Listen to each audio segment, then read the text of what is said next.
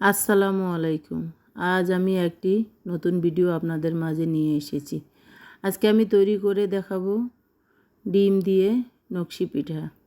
প্রথমে আমি একটি ডিম ভেঙে নিয়েছি, এরপর স্বাদমতো লবণ দিয়ে ডিমটা ফাটিয়ে নিয়েছি।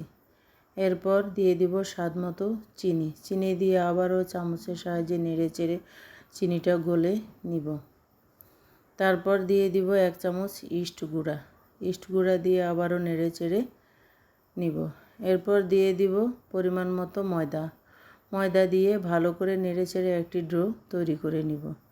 এরপর রেস্টে রাখবো 20 মিনিট। 20 মিনিট পর আবারও ঢাকনা তুলে এখন আমি হাতের সাহায্যে তৈরি করে দেখাবো।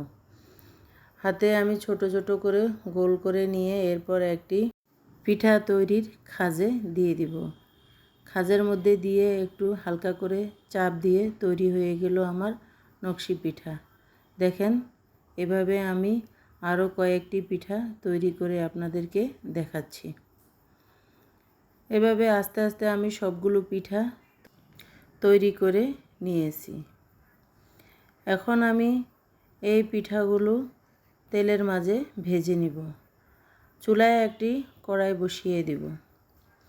পরিমাণ মতো তেল দিয়ে তেল গরম হয়ে আসা পর্যন্ত অপেক্ষা করব।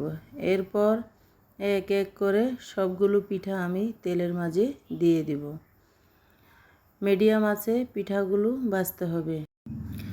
হাই হিট দিলে পিঠাগুলো উপরে পুড়ে যাবে, ভিতরে কাঁচা থেকে যাবে।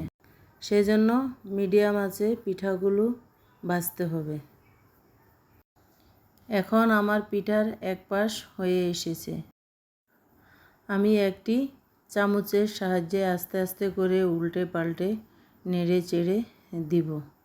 নেড়ে চেড়ে 5 মিনিট ভেজে নিব। এই পিঠাটা আপনারা অল্প সময়ের মাঝে তৈরি করে নিতে পারবেন। বিকেলের নাস্তা চায়ের সাথে খেতে অনেক মজাদার ও সুস্বাদু হয়। আপনারা এভাবে একবার হলেও ঘরে তৈরি করে খেয়ে দেখবেন। এখন আমি একটি প্লেটে তুলে আপনাদেরকে দেখাবো। দেখেন কতটা সুন্দর হয়েছে। দেখতেও অনেক সুন্দর হয়েছে, খেতে অনেক মজাদার হয়েছে। ভিডিওটি ভালো লাগলে লাইক, কমেন্ট, শেয়ার করে দিবেন। আল্লাহ হাফেজ।